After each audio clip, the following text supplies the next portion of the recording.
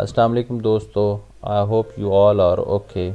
I welcome you all on this channel. If you are a young entrepreneur or a potential entrepreneur, आप अपना business start कर चुके हैं या फिर आप अपने बिजनेस को स्टार्ट करने का सोच रहे हैं और आप ये नहीं जानते कि how the books of accounts are maintained. Most importantly, if you are the student of business studies and commerce, then you are on the right platform. इस चैनल पर हम आपको सिखाएंगे how the books of accounts are maintained, how efficiently and effectively you can utilise your resources. Here you would learn accounting.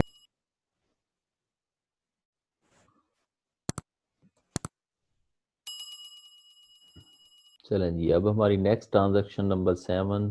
यहाँ पे हम क्या कर रहे हैं, पेमेंट ऑफ एक्सपेंसेस है. तो सॉफ्टेक कंपनी ने जो है ना वो पे किए following expenses in cash for September. Office rent 600, salaries and wages of employees 900 and utilities $200 की.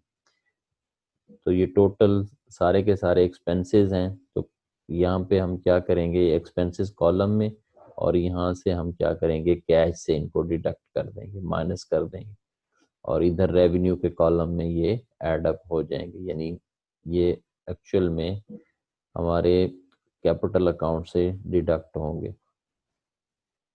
तो यहाँ पे अब हम देखें, ये $1700 टोटल बने हैं. 900 एंड 600, 1500 एंड 200 जो है ना 1700. तो टोटल कैश जो है वो रिड्यूस हुआ 1700 से हमने पे किया. और ये सारे के सारे क्या हैं, एक्सपेंसेस हैं जो हमने वन बाय वन एक्सपेंसेस के कॉलम में इसको राइट डाउन कर दिया है. अब हम चाहें तो यहाँ पे भी इसको नेट आउट कर सकते हैं कि टोटल एसेट्स की वर्थ कितनी है, और फिर इसी तरह से टोटल लायबिलिटीज की भी वर्थ कितनी. तो टोटल एसेट्स जो हैं और टोटल लायबिलिटीज और ऑनर्स इक्विटी जो है ना वो इक्वल होंगे. तो हमारी अकाउंटिंग इक्वेशन जो है ना ठीक है, और इसका मतलब ये है कि हमने जो जो ट्रांजैक्शंस रिकॉर्ड किए हैं ये बिल्कुल ठीक है.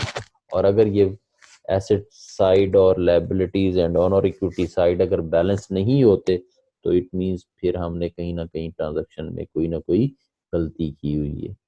तो एवरी ट्रांजैक्शन जो है जब परफॉर्म हो जाए तो वो हमारी assets must be equal to liabilities and और ऑनर्स इक्विटी. तो इस बेसिक अजम्पशन को जो है ना वो सेटिस्फाई करना चाहिए हर ट्रांजैक्शन के बाद. हम हर ट्रांजैक्शन के साथ भी जो है ना वो बैलेंस आउट कर सकते थे, जो मैंने पहले आपको प्रीवियस किसी वीडियो में आपको बताया है. लेकिन अब हम क्या करते जा रहे हैं, इसको जस्ट ट्रांजैक्शंस रिकॉर्ड करते जा रहे हैं, और फिर एट द एंड जो है ना हम इसको बैलेंस आउट करेंगे. अब नेक्स्ट ट्रांजैक्शन जो है हमारी ट्रांजैक्शन नंबर 8, विच सेज कि पेमेंट ऑफ अकाउंट्स पेएबल. तो सॉफ्टेक ने जो है ना अपने अकाउंट्स पे किए हैं $250 के, जो कि daily news bill in cash है. तो कंपनी प्रीवियसली ट्रांजैक्शन 5 में ये जो लाइबिलिटीज हैं उसने पे कर दी. तो recorded the bill as increase in accounts payable. तो पहले अकाउंट्स पेएबल में जो ना ये इंक्रीज हुआ था, तो अब यहाँ पे ये रिड्यूस हो जाएंगे, यानी 250 माइनस हो गए. तो अब कैश क्योंकि पेमेंट कर दिया है, तो कैश भी $250 से जो है ना वो रिड्यूस हो जाएगा.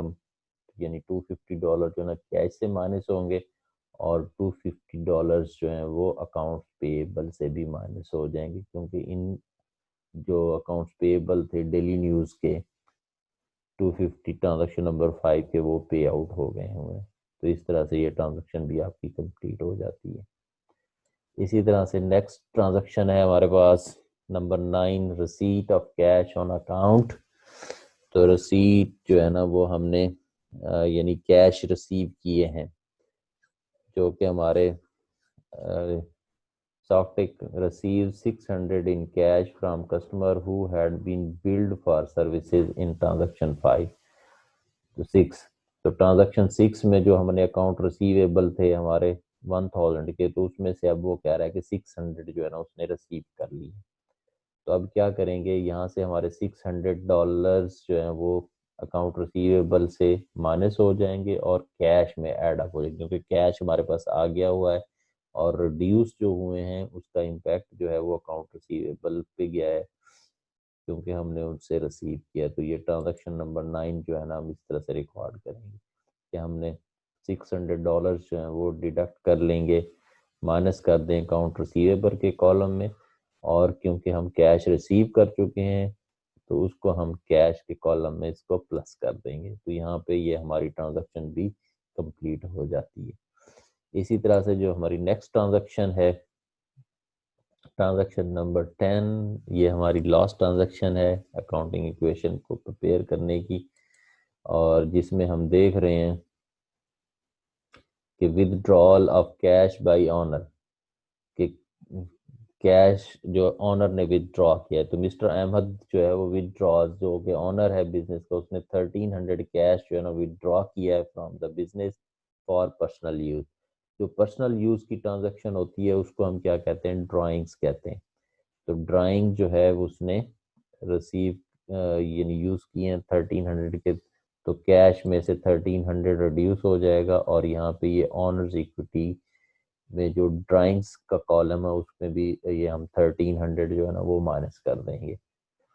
तो इस तरह से ये हमारी सारी ट्रांजेक्शन जो है ना वो कंप्लीट हो गई हुई हैं। हमारा कैश भी जो है ना वो 1300 से रिड्यूस हो गया है, क्योंकि हमने पैसे विदड्रॉ किए हैं from for personal use owner ने, और हमने उसको ड्राइंग के कॉलम में भी यहाँ पे रिप्रेजेंट कर दिया है। तो अब हम क्या करेंगे, हर कॉलम को नेट आउट कर लेंगे, उसके बैलेंस को देख लेंगे, या यानी तो सबसे पहले हमने कैश के बैलेंस को नेट आउट किया, तो जो इसका एंड रिजल्ट है वो $9,050 आ रहा है। Plus minus plus minus plus minus इसको नेट आउट करेंगे तो हमारे पास टोटल जो बैलेंस है कैश के कॉलम में $9,050। इसी तरह से अकाउंट रिसीवेबल के कॉलम को प्लस माइनस करते हैं तो उसका जो एंड रिजल्ट है वो हमारे पास 400, यानी $1,000 थे यहाँ पे, इसमें से माइनस $600 किए तो $400। इसको फिर हम ये डबल अंडरलाइन भी करते हैं, यानी जो नॉर्मल बैलेंस होता है तो उसको हम डबल अंडरलाइन से रिप्रेजेंट करते हैं, तो इसको हमने ये डबल अंडरलाइन कर दी। इसी तरह सप्लाईज में सिर्फ एक ही ट्रांजैक्शन है $1,600 की, तो हमने इसको भी नेट आउट करके यहाँ पे लिख दिया और इसको भी डबल अंडरलाइन। इसी तरह इक्विपमेंट में भी एक ही ट्रांजैक्शन है $7,000 की, तो वो भी हमने ये $7,000 जो है ना वो कर दी। तो अब जितने भी एसेट्स हैं, कैश है, अकाउंट रिसीवेबल है, सप्लाईज है, इक्विपमेंट है, इन सब को सम करते हैं हम, तो हमारे पास जो एंड रिजल्ट आता है वो $18,050 आ रहा है। तो अब हम अपनी दूसरी साइड को भी नेट आउट करेंगे। इसी तरह से अकाउंट्स पेएबल को हमने नेट आउट किया, तो ये 250 प्लस है और ये 250 माइनस है, तो $1,600 हमारे पास अकाउंट्स पेएबल हैं जो कि हमने पे करने हैं अभी। ऑनर्स का कैपिटल जो है वो $16,000 है, कोई और ट्रांजैक्शन नहीं है।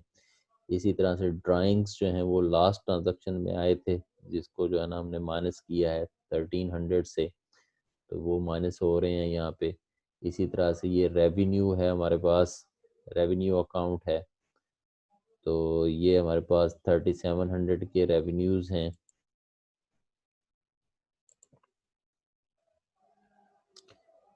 तो 3700 के रेवेन्यूज हैं और ये प्लस अकाउंट है, यहाँ पे प्लस होगा, साइन होना चाहिए प्लस साइन।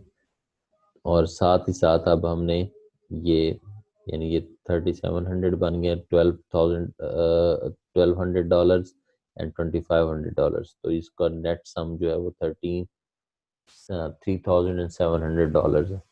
इसी तरह से हमारे पास एक्सपेंसेस जो हैं इनको हमने नेट आउट किया है, तो ये हमारे पास इन सारों को एडअप किया तो ये हमारे पास $1950 है। तो अब हमारे पास ये प्लस का है, ये प्लस का है और ये प्लस का है, इनको प्लस करेंगे और ये 1300 और 1950 डॉलर जो है ना वो डिडक्ट हो जाएंगे। तो इसको भी जब हम एंड रिजल्ट करते हैं तो वो $18,050 है। तो it satisfied our basic accounting equation which says कि accounting assets जो है must be equal to liabilities and owners equity, and here practically we have observed the net balance that is $18,050 for assets is equal to net balance of liabilities plus owner's equity, that is also $18,050. So our assets is equal to our liabilities and owner's equity, sum of liabilities and an owner's equity. So this is how we prepare the accounting equation. तो ये accounting equation जो है ना हमने बना सीख ली है, जिसमें हमने सीखा है कि हम कैसे जो है ना वो ट्रांजैक्शंस को रिकॉर्ड करते हैं। अकाउंटिंग इक्वेशन यानी दो तरीकों से बनाई जा सकती है। एक तो ये है कि हर ट्रांजैक्शन के बाद आप उसको बैलेंस आउट करते जाएं, और दूसरा तरीका ये है कि आप सारे के सारे ट्रांजैक्शंस जो हैं वो रिकॉर्ड कर लें और फिर एंड पे उसको बैलेंस आउट कर लें। तो अब हमने जो है अकाउंटिंग इक्वेशन प्रिपेयर की है, उसमें हमने हर ट्रांजैक्शन को पहले रिकॉर्ड कर लिया और फिर एंड पे हमने उसको बैलेंस आउट किया है।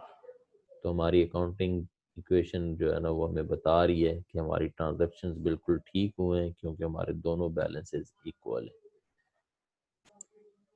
अब समरी ऑफ ट्रांजैक्शंस के each transaction is analysed in term of its effect on the three components of the basic accounting equation, and second one is the specific of items within each component के जो accounting equation है एक तो ये बताती है कि हमारे जो थ्री कंपोनेंट्स हैं अकाउंटिंग इक्वेशन के उनको बताती है, और फिर उन थ्री यानी जो हमारे एसेट्स हैं लायबिलिटीज हैं ऑनर्स इक्विटी हैं, फिर उनको भी फर्दर डिवाइड करके जो स्पेसिफिक आइटम है, जैसा कि अब एसेट साइड पे हमने देखा कैश है, फिर उसके बाद हमारे पास अकाउंट रिसीवेबल थे, फिर हमारे पास सप्लाईज थे, फिर हमारे पास इक्विपमेंट है। तो each component of specific item जो है ना फिर वो भी हमारे पास शो होता है।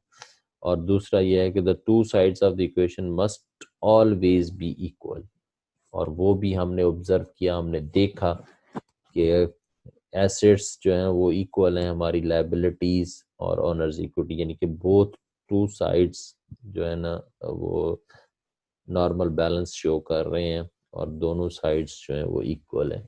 तो यहाँ पे ये हमारी अकाउंटिंग इक्वेशन जो है वो कंप्लीट होती है, और आई होप सो कि आपने अकाउंटिंग इक्वेशन प्रिपेयर करना सीख ली है, और इसको आप फिर प्रैक्टिस करेंगे अपनी बुक से या किसी और रेफरेंस मटेरियल से ट्रांजैक्शंस ले करके। अकाउंटिंग इक्वेशन जो है ना वो आपने प्रिपेयर करनी।